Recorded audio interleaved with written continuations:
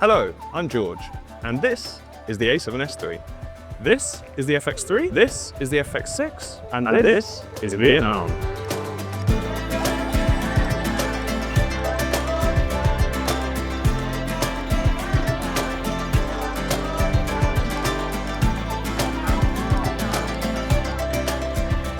So in this video, I'm going to be telling you all about each three cameras, which one's right for you, and which one is going to be perfect for your individual shooting environment.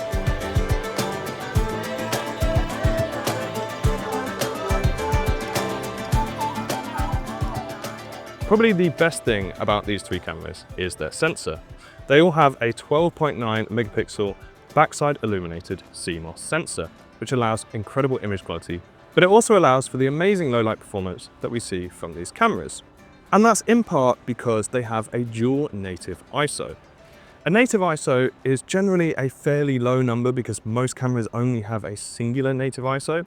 And what it means is that's where you're going to see the most dynamic range, which these cameras get 15 plus stops, but also minimal noise. When it comes to this particular sensor, the upper limit is 12,800, which is of course an extremely high ISO number. So here I've got a shot for you where you can see I recorded it at 10,000 ISO. So that's one notch on the ISO below that 12,800. And you can see it's pretty noisy. And then now you can see I've just bumped it up one notch to 12,800, and you can just see how much noise has been removed from that image. That low light performance that you get from all three of these systems is one of the reasons that they're so popular amongst filmmakers today.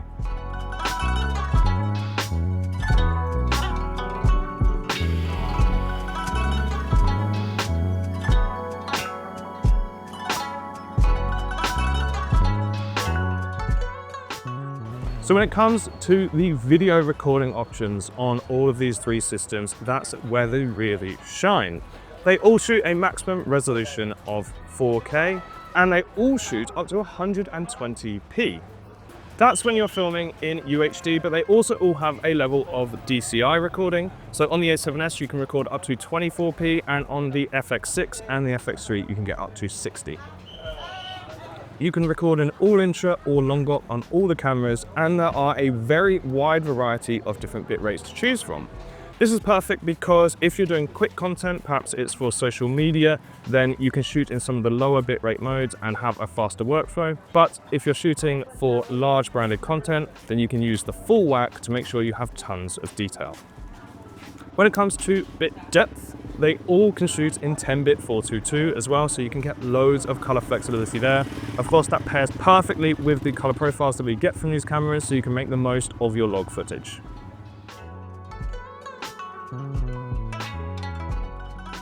So that's a quick summary of the internal capabilities of these cameras. But once you plug in an external recorder, you get even more functionality.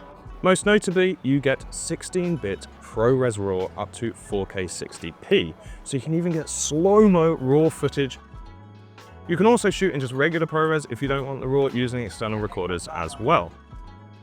That is the HDMI usage, but once you have the FX6, which I have in front of me, of course it also has an SDI port, and that SDI port actually opens up the ability to shoot in 16-bit ProRes RAW up to 120p. But the last thing I want to point out, which I'm really excited by, is that Sony have announced that B-RAW is coming to the FX6 and the FX3. That will also be via an external recorder, but for me, I love shooting in B-RAW. It means that I can actually change the white balance and ISO after filming. So if I've made any mistakes on the day, it allows me to mitigate that.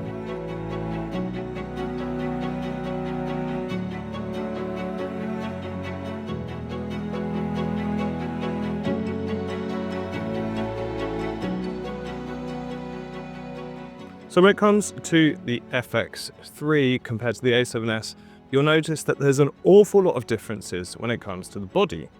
And for me, this is really exciting because actually I think it's where the FX3 sort of really stands apart from the A7S. This looks a lot more cinecam, and what I mean by that is it has more of a boxy design. It comes with a top handle that's not actually the one I'm using. It comes with a different one that has XLR inputs. Those XLR inputs allow for 4-channel recording, so you can use the XLR inputs and the aux port simultaneously. There are a number of other features on the body which echo a bit more cinema camera than stills camera too. And that's having dedicated buttons for a lot of the features, such as white balance, ISO, iris, having a very large record button, which also has a tally lamp around it so that you can always be sure when you're filming. Lastly, I want to tell you all about the fans in this body, because there's significantly more fans than in the A7S design. Now, that of course helps with heat dissipation and longer record times. So if you're going to be recording at those higher bit rates, higher resolutions and higher frame rates, you'll be much better off taking those long takes on this camera rather than the A7S. That also comes with a slight downside to the FX3. Because those fans allow for a little bit more air and a little bit more gunk essentially to get into the camera, it's marginally less weather sealed. Therefore, if you're working in hotter, warmer environments where you want those longer takes, the FX3 is going to stand out. But if you're working in an environment where there's an awful lot of rain or there's an awful lot of dust around, the A7S actually might have a little bit of a leg up there because it doesn't have so much open casing in the body.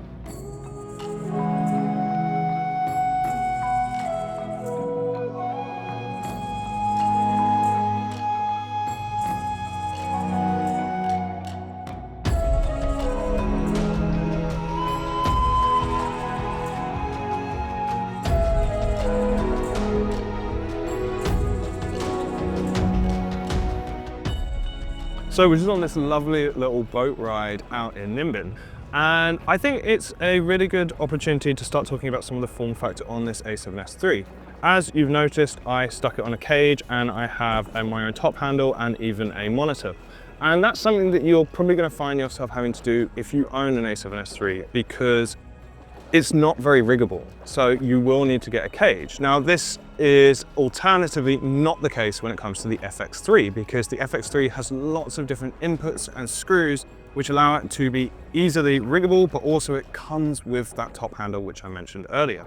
So yes, the FX3 is a little bit more expensive, but actually I purchased an awful lot of gear here that has to compensate for the fact that I don't have some of those features.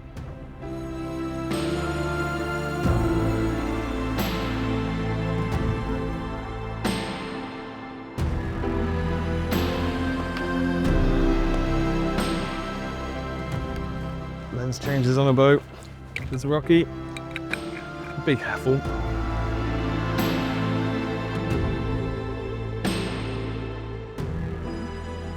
Oh, it's just remarkable, isn't it? And that's 12,800, and it's just going to come out so clean. It's why Sony cameras is what they've always excelled in. The A7S range and the FX, even back to the FS7 and FS5, they're low light monsters.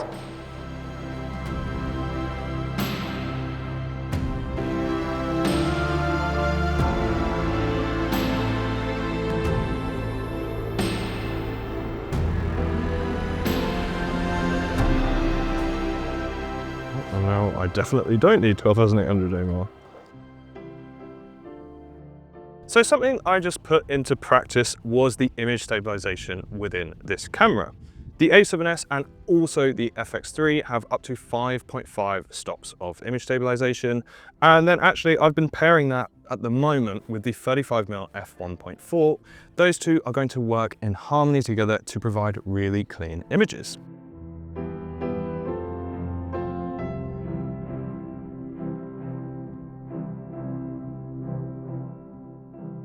See, while these Sony cameras can handle the low light, I cannot. I don't want to be on this boat in the dark.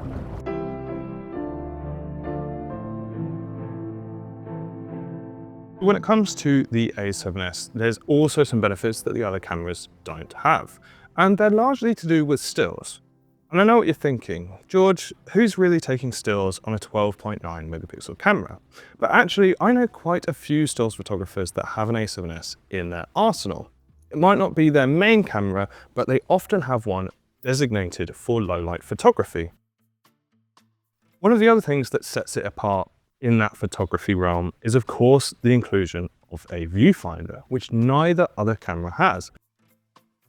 Also, if you're familiar with the other Sony stills focused cameras, it makes the jump to this video system much easier. That's because the design of the body is largely the same. But many of the features that I've been covering in this video, actually other brands also have. So what's the real benefit of shooting on the Sony system? Well, for me, I think the real standout performer is autofocus. They have unbelievably good autofocus systems on these cameras, and it just changes the way that you are able to shoot.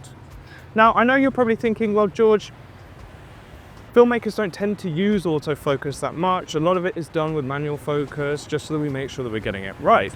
And that's, of course, true. But there's still actually a lot of different uses for the autofocus system, and I know that I can say personally, it really has changed the way that I shoot. Just to give you an example, if I was perhaps filming somebody speaking, before I would always use manual focus, but then as you can imagine, if I was to take a step forwards or take a step back, when you're shooting on manual focus, you're going to then lose focus on your subject, so you're either going to manually adjust it or actually just have to tell your talent to stay in one place. Now, with this modern autofocus technology, it allows us to do a whole host of things that we couldn't do before without the need of a focus puller. It does this by utilizing a phase detection autofocus system. And that autofocus system has many different subject detection modes. So if you're filming animals, people, or all sorts, it has a detection mode for that specifically. But they're also extremely customizable, being able to choose how quickly that autofocus switches the subject and also how quickly that focus racks. So are you going to be using autofocus all the time? I think probably not. I would still encourage users to think about that methodicalness of shooting with manual focus. But for me, if I'm working with humans and I know that there's going to be a lot of movement in the shot, having the ability to switch to autofocus is incredible.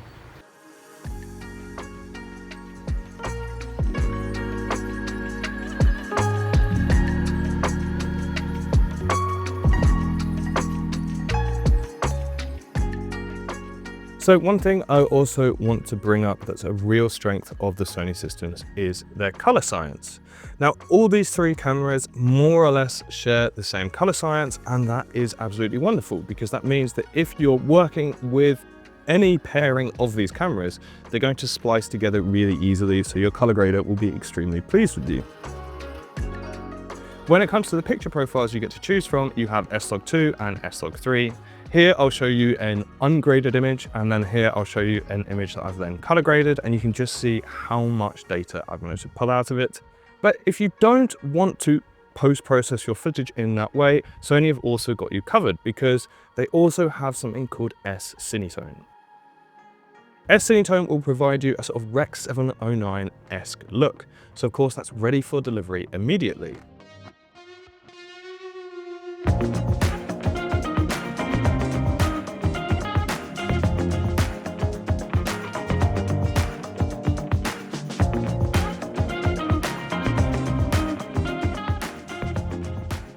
So one feature that the FX6 lacks, which the other two have, is IBIS. This has no in-body image stabilization within the camera.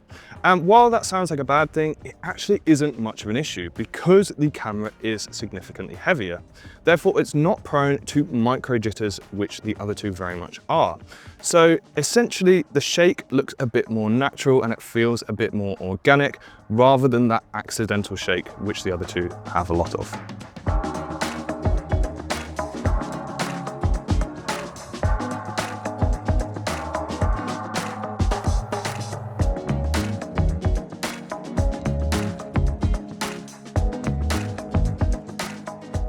So one of the benefits of the FX6, which is actually my favorite feature of this camera, is the internal ND. That means that you have NDs built into the camera, so you don't need them on the front of your lens. This is actually perfect for this 28-70 that I have on the front at the moment, and that's because it has quite a wide filter diameter, and I actually don't have any filters that fit it. But when you have the FX6, that doesn't matter whatsoever. It also makes lens swings significantly easier because when I'm changing lenses, I don't have to worry about step rings, I don't have to worry about NDs, I can just pop it on and shoot immediately.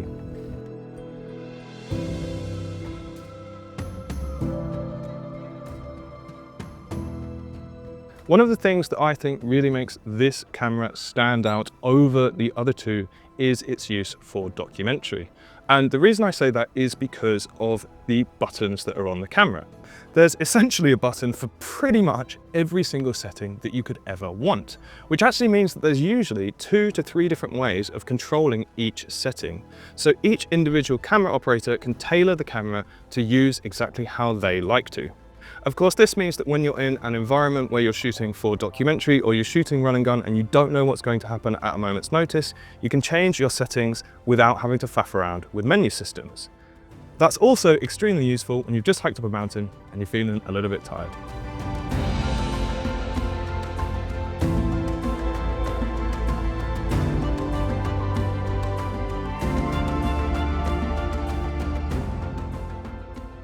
To me, one of the real benefits of the FX6 over the other two systems is when it comes to studio work. Now, you'll have to forgive us, this isn't a film studio, but a pottery studio, but it's about as close as we could get. And the reason I say that is because of the ports on the body. It has an SDI port and a timecode port, which make it perfect for multicam shoots or larger TV jobs, commercial jobs, things like that. Anything where you're going to be working in large crews and have multiple camera operators. Also, you have the inclusion of XLR ports on the top handle, which of course are going to deliver finer audio quality than a standard aux. But it still does have an aux too, so if you want to record with that type of microphone, you can also do so. And if I flip it around here, there's even audio gain control on the body, so you can manually, as something happens, so Vietnam is actually a great example for that. It might be really quiet in a pottery studio from one moment, and then a ton of cars will go by, beeping really loud. And the operator could just manually, really quickly adjust the gain without having to go into any menu system.